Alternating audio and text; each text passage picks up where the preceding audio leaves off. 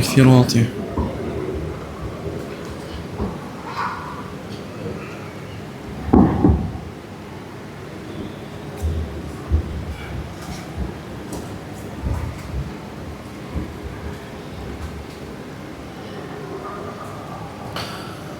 بسم الله الرحمن الرحيم. السلام عليكم ورحمة الله وبركاته.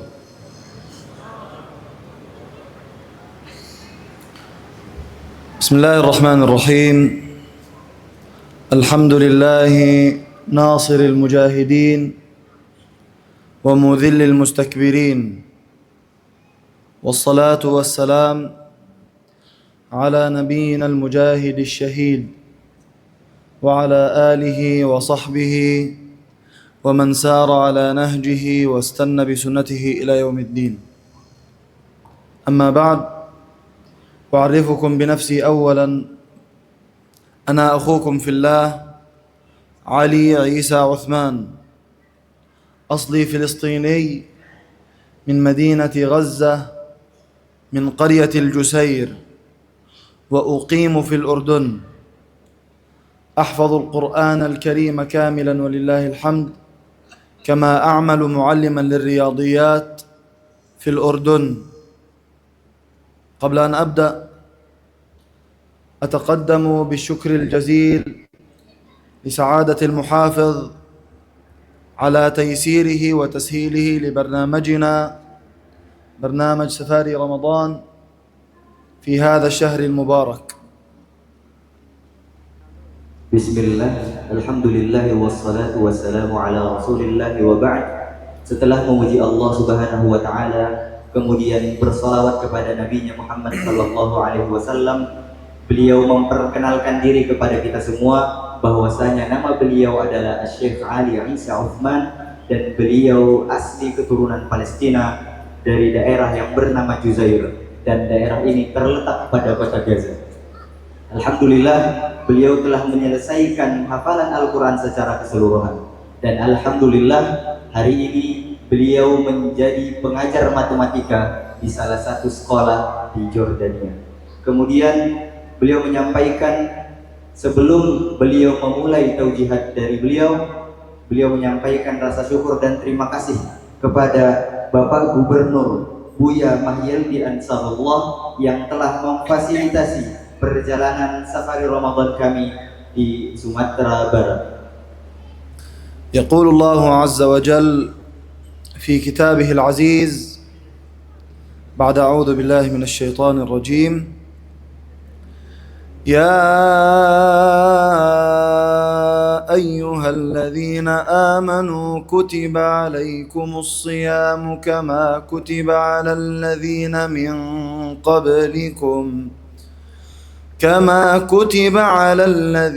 من قبلكم لعلكم تتقون. الله عز وجل فرض علينا فريضة فرضها على الأمم السابقة، وهي الصيام، وجعل الصيام في شهر رمضان خير أشهر العام. شهر رمضان شهر الخير والبركة، شهر تتضاعف فيه الأجور عند الله. وكما نعلم أن من خير الأعمال في هذا الشهر الفضيل الصلاة والصيام والقيام وقراءة القرآن. ولكننا اليوم سنتكلم عن أمر عظيم، أمر مهم جدا ينساه كثير منا، ألا وهو الجهاد. Beliau menyampaikan ayat suci Al-Quran yang berbunyi, wahai orang-orang yang beriman, diwajibkan atas kamu berpuasa sebagaimana diwajibkan atas orang-orang sebelum kamu agar kamu bertakwa. Dari ayat ini beliau sampaikan bahwasanya Allah subhanahu wa ta'ala telah mewajibkan atas kita semua untuk berpuasa sebagaimana diwajibkan atas orang-orang sebelum kita agar kita bertakwa. Kemudian beliau juga menyampaikan bahwasanya Allah subhanahu wa ta'ala menjadikan puasa ini pada bulan Ramadan, yang kita tahu bahwasanya bulan Ramadan memiliki banyak keutamaan-keutamaan yang tidak dimiliki oleh bulan-bulan lainnya. Salah satunya adalah pahala-pahala yang kita kerjakan ibadah di dalam bulan Ramadan, insya Allah dilipat gandakan oleh Allah Subhanahu wa Ta'ala. Kemudian beliau juga menyampaikan bahwasanya banyak sekali ibadah dan kewajiban yang dapat kita lakukan pada bulan Ramadan, seperti salat, puasa, qiyamul lail, dan ibadah-ibadah lainnya. Akan tetapi ada satu ibadah yang hampir saja kita lupakan, yaitu adalah berjihad di jalan Allah Subhanahu wa Ta'ala. يقول الله عز وجل: انفروا خفافا وثقالا وجاهدوا بأموالكم وأنفسكم في سبيل الله ذلكم خير لكم إن كنتم تعلمون. الله عز وجل فرض علينا الجهاد. هذا الجهاد فرضه علينا بالمال والأنفس، وجاهدوا بأموالكم وأنفسكم في سبيل الله. إخوان لنا في غزة يجاهدون بأموالهم وأنفسهم في سبيل الله، يقدمون لله أموالهم وأرواحهم ودماءهم رخيصة في سبيل الله عز وجل. إخواننا في غزة منذ 7 أكتوبر عام 2023، منذ 2 وبضعة أشهر وهم يعانون أشد المعاناة في حرب إبادة على الشعب الفلسطيني في غزة. إخواننا في غزة يعانون من الجوع. إخواننا في غزة قصفت منازلهم وقصفت مساجدهم وقصفت مدارسهم ومستشفياتهم وجامعاتهم. إخواننا في غزة بلغ عدد الشهداء في غزة أكثر من 70,000 شهيد، كما تجاوز عدد الجرحى أكثر من 170,000 جريح، وهذا عدد كبير، وعلينا جميعا أن نقف معهم وأن نساندهم ضد هذا الاحتلال الصهيوني الغاشم الذي لا يفرق بين صغير وكبير، ولا بين ذكر وأنثى، ولا يفرق بين مقاتل أو أعزل. Beliau menyampaikan ayat suci Al-Quran yang berbunyi, berangkatlah kamu baik dengan rasa ringan maupun dengan rasa berat, dan berjihadlah dengan harta dan jiwamu di jalan Allah. Yang demikian itu adalah lebih baik bagimu jika kamu mengetahui. Dari ayat ini beliau menjelaskan bahwasanya Allah Subhanahu wa Ta'ala telah mewajibkan atas kita semua untuk berjihad. Dan pada ayat ini juga Allah mewajibkan kita berjihad dengan harta dan jiwa raga kita. Beliau menjelaskan dan menyampaikan bahwasanya hari ini teman-teman kita, saudara-saudara seiman kita yang berada di Gaza telah mengorbankan banyak sekali apa yang mereka punya. Mereka mengorbankan saudara-saudara mereka, mereka mengorbankan orang tua mereka, mereka mengorbankan anak-anak mereka hanya untuk berjihad di jalan Allah Subhanahu wa Ta'ala. Beliau menyampaikan bahwasanya sejak 7 Oktober 2023 teman-teman kita yang berada di Gaza merasakan kepedihan yang tidak ada hentinya. Mereka dibantai habis-habisan oleh Yahudi Israel. Mereka melakukan genosida terhadap teman-teman, saudara-saudara seiman kita yang berada di Gaza. Hingga hari ini ada lebih dari 71.000 teman-teman, saudara-saudara seiman kita syahid di jalan Allah.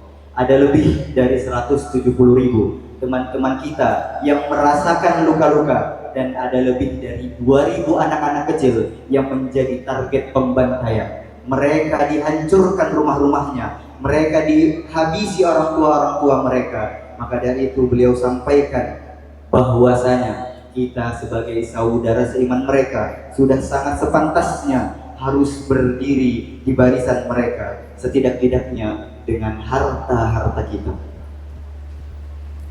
إخواننا في غزة يعانون أشد المعاناة. لكم أن تتخيلوا أن إخوانكم في غزة قصفت بيوتهم وهم الآن يعيشون في الخيام، وهذه الخيام لا تقيهم حرا ولا بردا. بعض إخوانكم مات من شدة الجوع، وبعضهم مات من شدة البرد، وبعضهم مات لأنه لا يجد علاجا. ويقول النبي صلى الله عليه وسلم: مثل المؤمنين في توادهم وتراحمهم وتعاطفهم مثل الجسد إذا اشتكى منه عضو تداعى له سائر الجسد بالسهر والحمى. وجسد هذه الأمة جريح، وجرحه عميق، جرحه غزة، وعلى سائر الأمة أن تقف لتعالج هذا الجرح. وأقل ما يعالج به هذا الجرح الجهاد بالمال، ولذلك قدم الله الجهاد بالمال على الجهاد بالنفس حين قال: وجاهدوا بأموالكم وأنفسكم. قدم الله الجهاد بالمال على الجهاد بالنفس، وذلك لأنه لا جهاد بالنفس دون جهاد بالمال. لن يستطيع إخواننا المجاهدون في غزة أن يجاهدوا دون عدة أو عتاد أو سلاح، لن يستطيعوا أن يجاهدوا دون غطاء طبي، دون دواء وعلاج، دون غذاء، وهذا كله بحاجة إلى مال، وعلينا جميعا أن نساندهم بالمال، وهذا أقل الواجب. علينا جميعا أن نساندهم قدر استطاعتنا. Beliau menyampaikan bahwasanya hari ini saudara-saudara seiman kita sedang diuji dengan ujian yang sangat berat. Bayangkan hari ini mereka tinggal di perkemahan, yang selalu mereka rasakan adalah kedinginan, yang selalu mereka rasakan adalah kepanasan. Sebagian dari mereka meninggal karena kedinginan, sebagian mereka meninggal karena kepanasan, dan sebagian mereka meninggal karena kelaparan. Kemudian sebagian mereka meninggal karena tidak dapat pengobatan. Kemudian beliau juga menyampaikan hadis Nabi Muhammad SAW yang berbunyi, perumpamaan orang-orang mukmin dalam hal saling mencintai, menyayangi dan mengasihi bagaikan satu tubuh yang utuh. Apabila ada satu anggota tubuh yang sakit, maka seluruh tubuhnya akan ikut merasakan sakit dengan tidak bisa tidur ataupun demam. Dari hadis ini beliau menjelaskan bahwasanya hari ini teman-teman kita merupakan anggota tubuh kita. Mereka hari ini sedang merasakan luka-luka, mereka hari ini sedang merasakan rasa sakit. Maka kita sebagai anggota tubuh mereka yang lain harus ikut mengobati luka-luka yang sedang mereka rasakan, harus ikut merasakan luka-luka yang mereka rasakan. Dan salah satu cara mengobati luka mereka adalah mengulurkan uluran tangan kita bersama mereka. Kemudian beliau juga menyampaikan hikmah dari ayat yang telah beliau sebutkan tadi, wajahidu bi amwalikum wa anfusikum. Allah mengedepankan berjihad dengan harta-harta kita daripada berjihad dengan jiwa dan raga kita.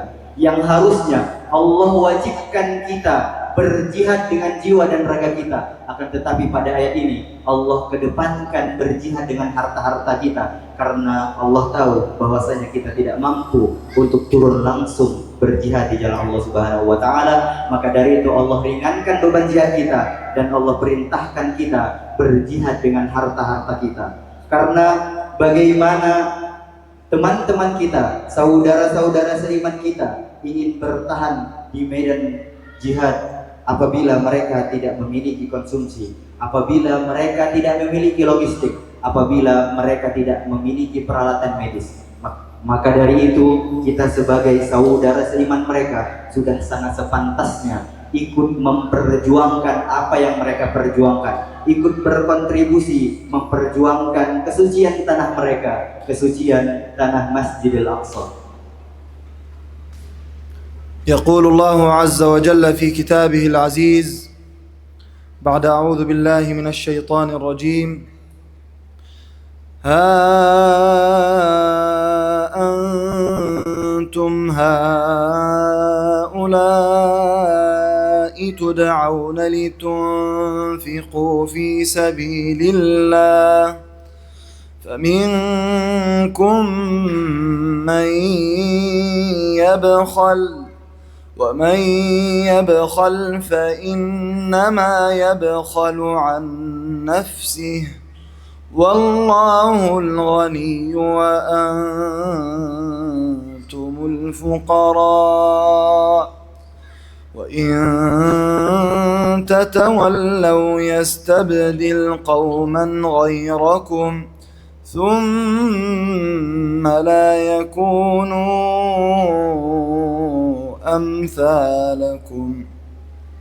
الله عز وجل يدعونا للإنفاق في سبيل الله. بعضنا ينفق من ماله في سبيل الله، والبعض الآخر يبخل ويمسك. ويقول الله عز وجل: ومن يبخل فإنما يبخل عن نفسه. الذي يبخل عن نفسه بالأجر والثواب والبركة في الدنيا والآخرة، والذي ينفق يفوز بالأجر والثواب في الآخرة والبركة والتوسيع في الرزق في الدنيا. والله الغني وأنتم الفقراء. الله عز وجل غني عنا وعن أموالنا. الله عز وجل سينصر إخواننا في غزة شئنا أم أبينا. الله عز وجل ليس بحاجة إلينا أو أموالنا. الله عز وجل غني عنا ونحن فقراء إلى الله، وإنما يوجب علينا أن ننفق حتى ننجو في الآخرة. وإن تتولوا يستبدل قوما غيركم. من يعرض عن كلام الله عز وجل وأوامره، الله عز وجل يستبدل به قوما خيرا منه. أسأل الله أن يستخدمنا ولا يستبدلنا، وأن يجعلنا من الذين ينفقون أموالهم في سبيله. ويقول النبي صلى الله عليه وسلم: لا تقوم الساعة حتى يقول الحجر وراءه يهودي: يا مسلم، هذا يهودي خلفي فاقتله. والشاهد أنه لن تقوم الساعة حتى يقتل كل اليهود وتسود كلمة الله في الأرض، ولا يبقى عليها ظالم إلا وتؤخذ روحه. والنبي صلى الله عليه وسلم يقول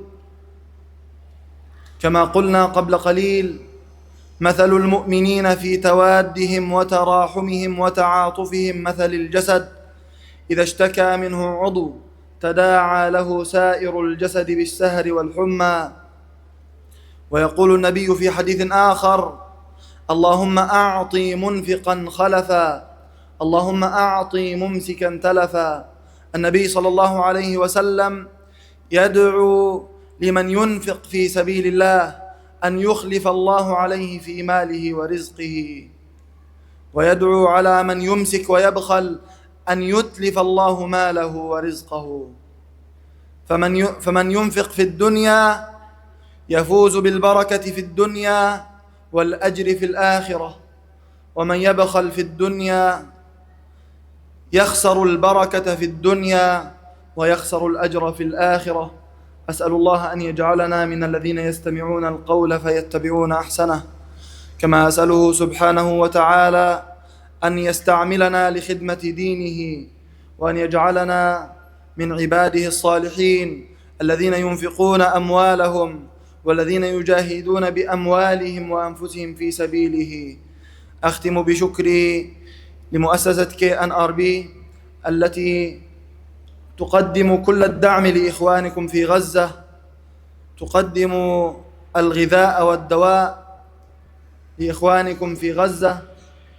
نشكرها جزيل الشكر، كما نشكركم على وجودكم واستماعكم وتبرعاتكم، ونشكر لإدارة هذا المسجد دعوتها وتلبيتها لمجيئنا إليها.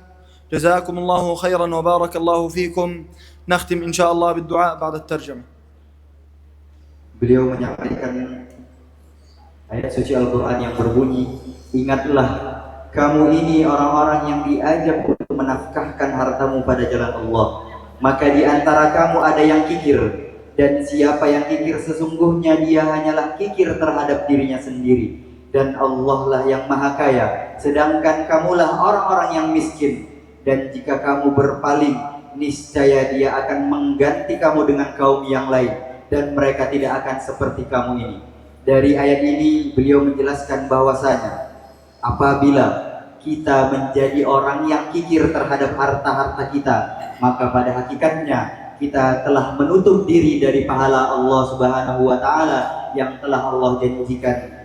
Kemudian beliau juga menjelaskan bahwasanya apabila kita menjadi orang-orang yang menginfakkan sebagian hartanya di jalan Allah Subhanahu wa taala, maka insya Allah kita telah meraih kemenangan yang telah Allah janjikan, dan insya Allah kita akan mendapatkan pahala yang telah Allah janjikan. Kemudian beliau juga menyampaikan bahwasanya Allah Subhanahu wa taala tidak butuh kita.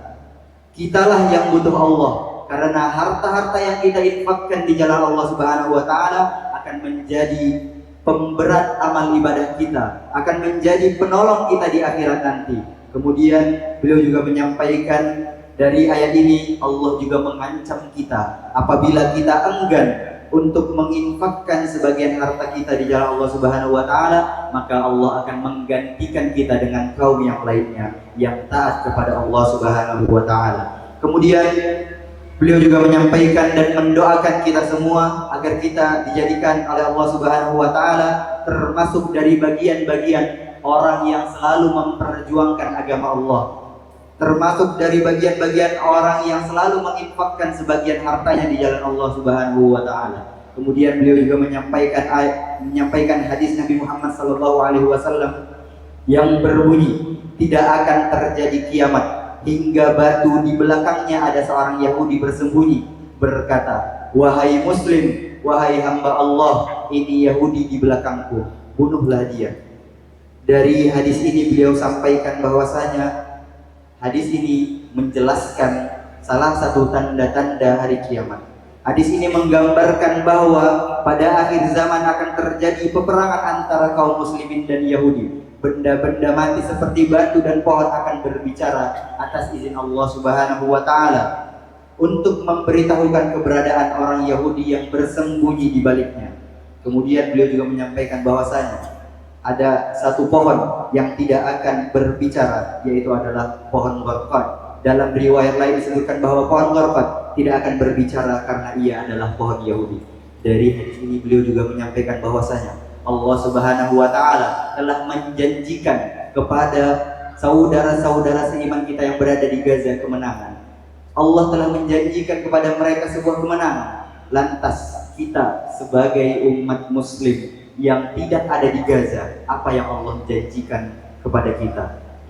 Maka dari itu kita sudah sangat sepantasnya berdiri di barisan mereka, setidak-tidaknya dengan uluran tangan kita menginfakkan sebagian harta kita di jalan Allah Subhanahu wa taala. Karena hari ini jihad di jalan Allah Subhanahu wa taala yang telah dilakukan oleh saudara-saudara seiman kita yang berada di Gaza bukanlah sebuah pilihan, bukan opsional, akan tetapi suatu kewajiban. Siapa yang mengaku dirinya sebagai muslim, maka sudah sepantasnya ia harus ikut berjuang memperjuangkan kebebasan saudara-saudara seiman kita yang berada di Gaza. Karena suatu hari nanti kita akan ditanya oleh Allah Subhanahu wa taala terkait apa yang telah kita perbuat untuk saudara-saudara kita yang berada di Gaza. Kemudian beliau juga menyampaikan hadis Nabi Muhammad sallallahu alaihi wasallam dan Nabi Muhammad SAW mendoakan orang-orang yang menginfakkan sebagian hartanya dengan berdoa, ya Allah, berikanlah ganti bagi orang-orang yang berinfak. Kemudian beliau melanjutkan doanya untuk orang-orang yang kikir terhadap harta-hartanya, dan ya Allah, hancurkanlah harta orang-orang yang kikir. Kemudian beliau juga menyampaikan, kembali mendoakan, semoga Allah menjadikan kita bagian dari orang-orang yang selalu memperjuangkan agama Allah dan selalu menginfakkan sebagian harta kita di jalan Allah Subhanahu wa Ta'ala. Kemudian untuk mengakhiri taujihan ini, beliau menyampaikan rasa syukur dan terima kasih kepada pengurus masjid, karena jikalau bukan atas izin Allah Subhanahu wa Ta'ala, kemudian atas izin Bapak Ibu yang hadir di sini, mungkin kami berdua tidak ada di hadapan Bapak Ibu semuanya. Kemudian beliau juga menyampaikan rasa syukur dan terima kasih kepada KNRP Sumbar, Komite Nasional untuk Rakyat Palestina, yang telah menyalurkan 100% uluran tangan teman-teman kita yang berada di Indonesia dan menyalurkannya langsung kepada mitra-mitra yang berada di Gaza. Kemudian untuk mengakhiri taujiah ini, beliau akan menyampaikan sebuah doa dan beliau berharap kita mengaminkan doa-doa beliau. بسم الله الرحمن الرحيم. الحمد لله رب العالمين، وأفضل الصلاة وأتم التسليم على سيدنا محمد وعلى آله وصحبه أجمعين. اللهم انصر الإسلام وأعز المسلمين، وأذل الكفرة والمشركين، ودمر أعداءك أعداء الدين ظاهرين وباطنين. اللهم أعد مسجدنا الأقصى إلى رحاب المسلمين، وارزقنا فيه صلاة الفاتحين والمحررين. اللهم احفظ المسجد الأقصى والمرابطين فيه ومن حوله بحفظك يا خير الحافظين. اللهم انصر إخواننا المجاهدين والمرابطين على أرض غزة وعموم فلسطين، ومن نصرهم بصدق يا مولانا يا خير الناصرين. اللهم انصرهم واجبرهم واحفظهم وأهليهم وذرياتهم بحفظك يا خير الحافظين. اللهم اجعل لهم وأهليهم وذرياتهم من كل هم فرجا، ومن كل ضيق مخرجا، وارزقهم من حيث لا يحتسبون. اللهم عليك باليهود الغاصبين فإنهم لا يعجزونك. اللهم أحصهم عددا واقتلهم بددا، ولا تبق ولا تذر ولا تغادر منهم أحدا. اللهم لا ترفع لهم راية ولا تحقق لهم غاية، واجعلهم للعالمين عبرة وآية مولانا رب العالمين. اللهم وفقنا لما تحب وترضى، واجعلنا من الذين ينفقون أموالهم في سبيلك، واجعلنا من الذين يجاهدون بأموالهم وأنفسهم في سبيلك يا مولانا يا رب العالمين. ربنا آتنا في الدنيا حسنة وفي الآخرة حسنة وقنا عذاب النار، وآخر دعوانا أن الحمد لله رب العالمين. وجزاكم الله خيرا وبارك الله فيكم، والسلام عليكم ورحمة الله وبركاته.